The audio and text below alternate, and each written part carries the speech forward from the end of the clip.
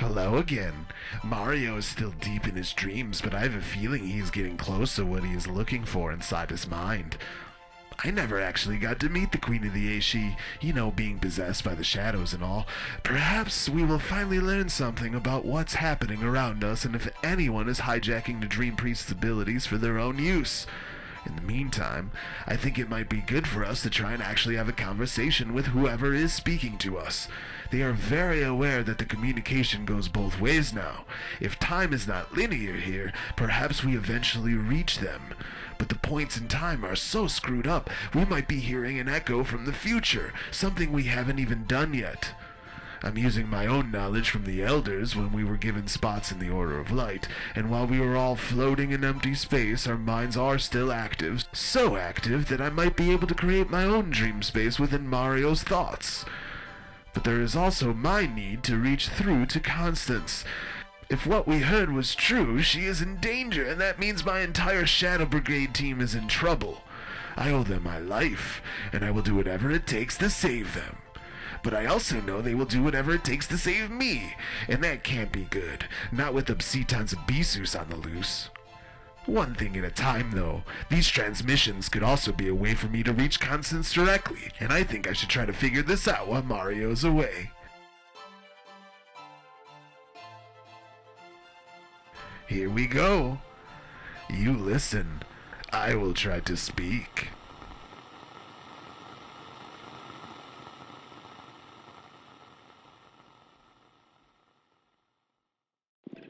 Barcelona, 1992. The 22nd occurrence of the modern Olympiad. There will be no protests. Trickling into a world that represents what the future might hold. 169 countries represented with a unified mission. This is like a dream. And yet, I see visions of another dream. But who are these people? The magic and air show that brings cheers and jeers. The local government looks to transform this city. I wonder what it might look like in the future.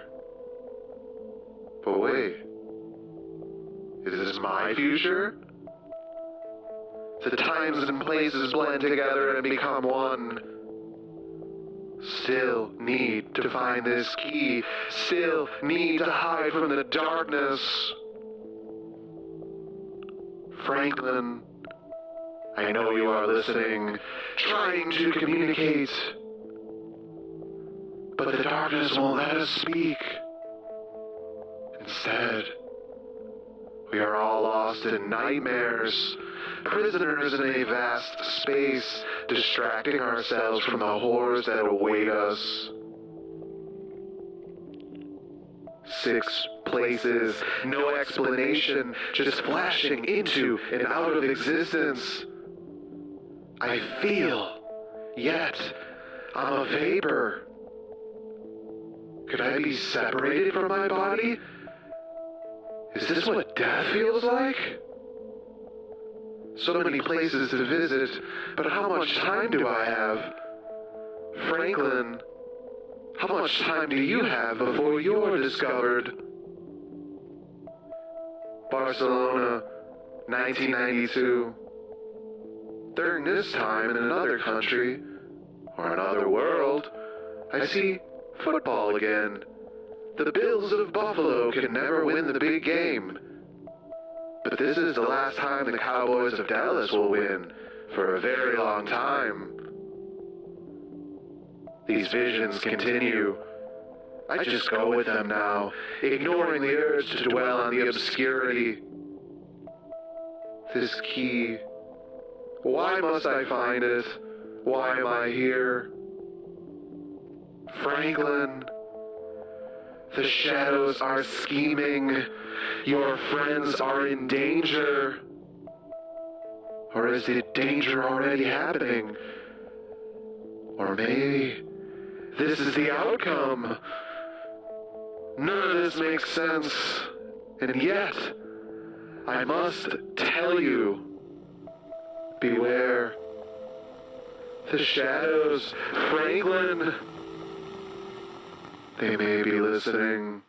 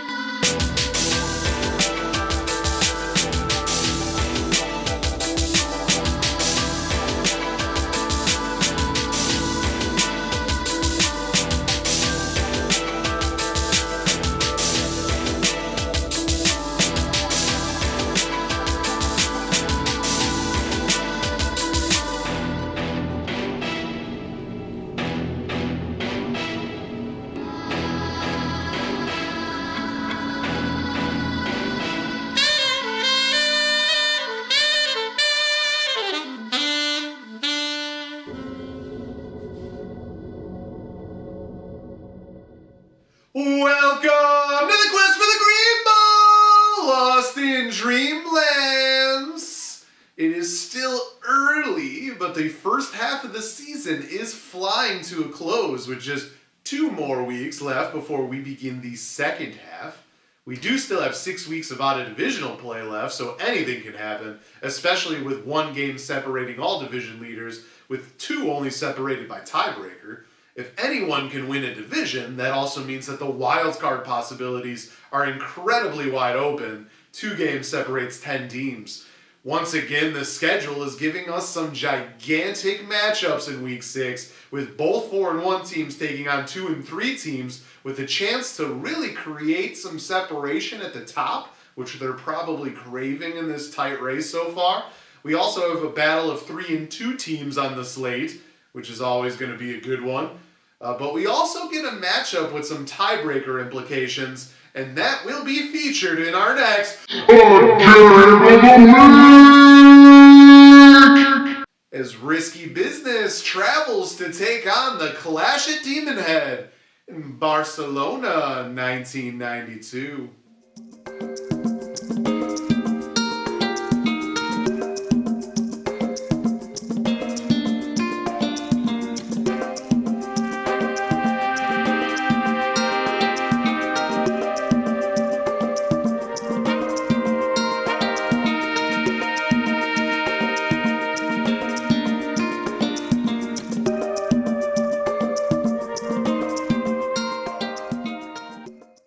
This one comes in as a 50-50 toss-up right now as the Clash at Demonhead are dealing with a Jonathan Taylor injury, and Risky Business has Justin Jefferson, Sam Darnold, and Kyron Williams on buys.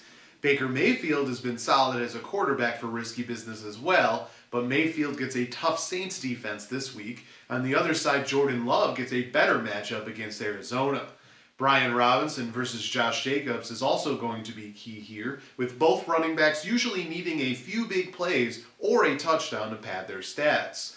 The Clash at Demonhead and Risky Business have loads of options on their benches to replace spots in the lineup, so there may be some changes here. The Clash at Demonhead picked up Tank Bigsby on waivers, but also has Jameson Williams back from a bye week. Both can certainly be flex players if needed. On the other side, T. Higgins had a big game last week and is expected to make it into the lineup for Risky Business this week, though it's up to him. He'll also have Mike Evans and his streak of touchdowns, and together they have a slight edge over Jaden Reed and Garrett Wilson.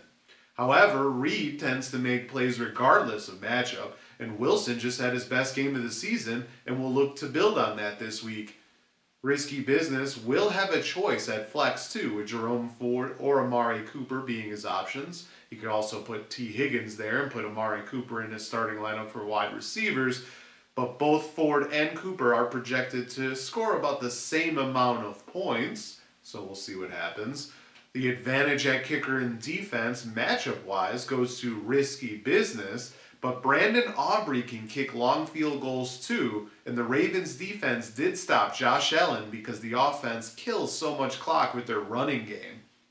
Tight end goes to the clash at Demonhead, with Trey McBride getting a great matchup and Mark Andrews being non-existent lately. But to be honest, almost all tight ends are touchdown dependent this year. But as always, I'm looking at two players to possibly turn the tides in this one. For Risky Business, I have to go with J.K. Dobbins, who is expected back in his lineup after a bye last week, and with Kyren Williams on a bye. Dobbins had 2 great games to open the season with a combined 270 yards and 2 touchdowns. He fell back to earth a little bit the next 2 games with a combined 116 yards and no scores, but he has been getting a consistent 16.5 touches per game, with almost 18 touches per game in the last 3. He also has been targeted 3 or more times in the passing game in 3 games this season as well, showing he can be used in multiple ways, which is always nice in fantasy football. It also must be said that Dobbins went up against 2 very, very good run defenses in Pittsburgh and Kansas City in the 2 weeks before his bye. But now he gets Denver. Denver isn't as stout as those other 2 defenses when it comes to stopping the run, but they have allowed just 3 total touchdowns, 2 on the ground, to that position. And they have only given up an average of 87.6 yards per game to running backs on the ground, showing they're just as tough of a matchup, even though maybe not as dominant as the other 2 teams we talked about. The one caveat is that they also allow 29.8 yards per game to running backs through the air, which gives Dobbins hope to possibly combine rushing and receiving to pile up the yards. Still, a touchdown will be needed to really give Risky Business a boost here, and that might be the most difficult task. The Broncos rank 8th best at keeping running backs out of the end zone. If opportunity gives Dobbins a few chances, and he takes advantage of them, he does have big playability with 3 rushes over 20 yards and 3 rushes over 40 yards this season. Risky Business will obviously be feeling really good with some of his best players on buys this week. But if Dobbins is limited again, with the Broncos only allowing 3 rushes over 20 yards this season, then it could be tough to overcome in what could be a high-scoring week for the clash at Demonhead. Speaking of the clash at Demonhead, I'm looking at running back DeAndre Swift. Swift stepped up for his best 2 games the last few weeks, finishing with a combined 285 yards and 2 scores.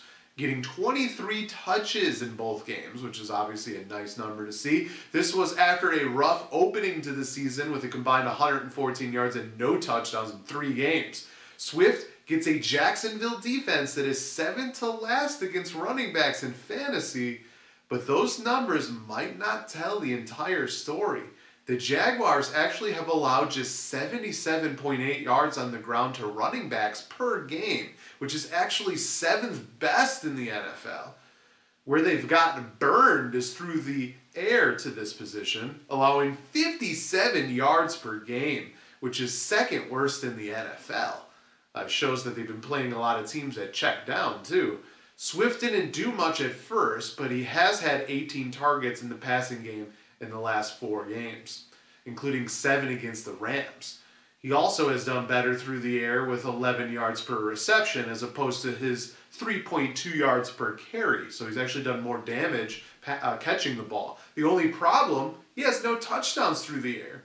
But he also doesn't have much competition in the passing game. Rashawn Johnson is the backup, and he only has 4 receptions on 5 targets for 32 yards in the passing game. And all of that came in week 3, 1 game. Johnson does vulture rushing yards and touchdowns, though, mainly getting carries inside the 5, which is the one thing you got to worry about. Johnson has 25 carries for 81 yards in 3 games on the ground, but he also has 3 touchdowns.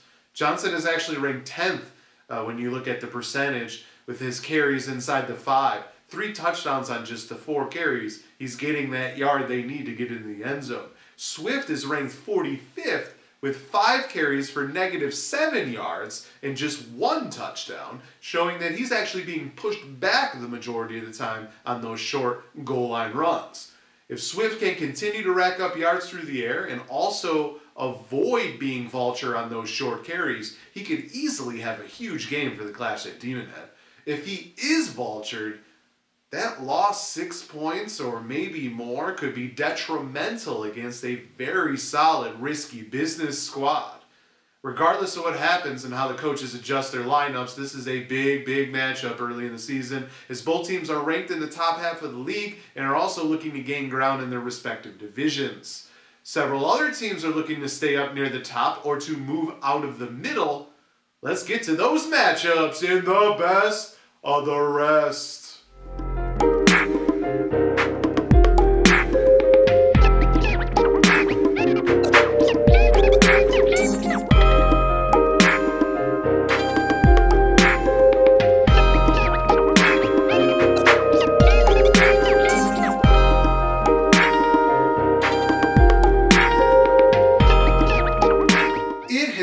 Gauntlet of a schedule for Minerva's Minions, now getting the top team in the power rankings after facing the second team in the rankings a week ago.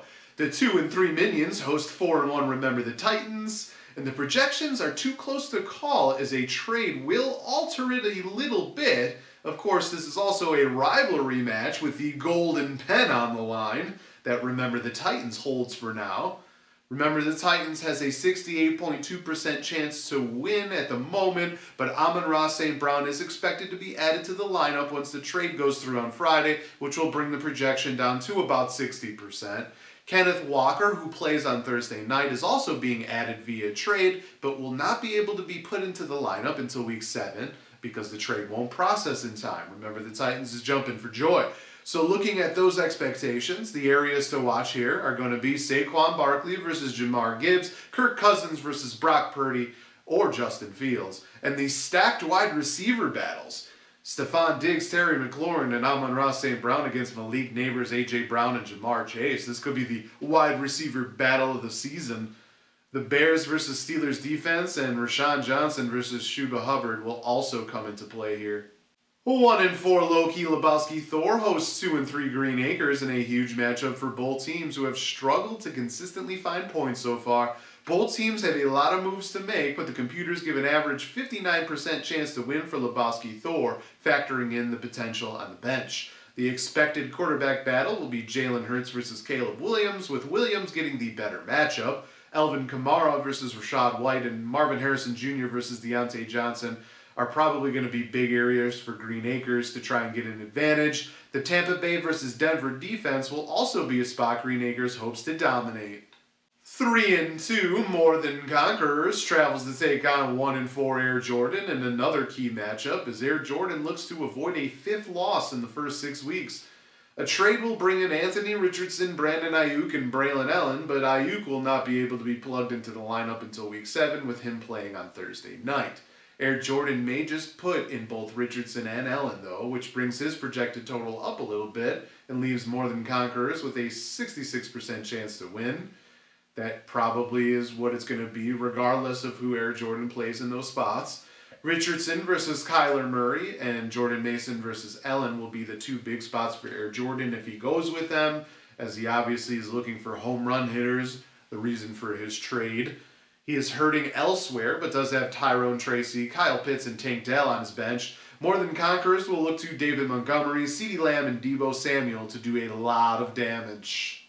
The Stellar Bitches travel to take on the Elite Mother Tuckers in Moscow 24-35, with the Mother Tuckers coming in with a 63.6% chance to win. Dak Prescott versus Joe Burrow, Joe Mixon or Cam Akers versus Bijan Robinson, Darnell Mooney versus DJ Moore, and Jake Ferguson versus George Kittle are the key spots here. Also, the 49ers versus Falcons defenses could loom large. Lastly, we get a battle of 3 and 2 teams with the Overcomers traveling to Beijing 31-45 to take on Pounders. Pounders has a 72.4% chance to win at the moment, which is pretty wild. Lamar Jackson is his quarterback at the moment, and that will be key as he goes up against C.J. Stroud. Derrick Henry versus Breece Hall, Chris Godwin versus Drake London, and James Cook versus Devin Singletary also look big. The Cowboys versus Lions defense battle could also be a huge spot. Next week marks the final week of the first half of the regular season in this league, and a chaotic standings is still expected even if teams at the top win again. 2 games is not a lot of separation for division titles and wildcard spots when 8 weeks remain. And there's always a chance this week actually brings upsets, which will mean the standings are affected even more.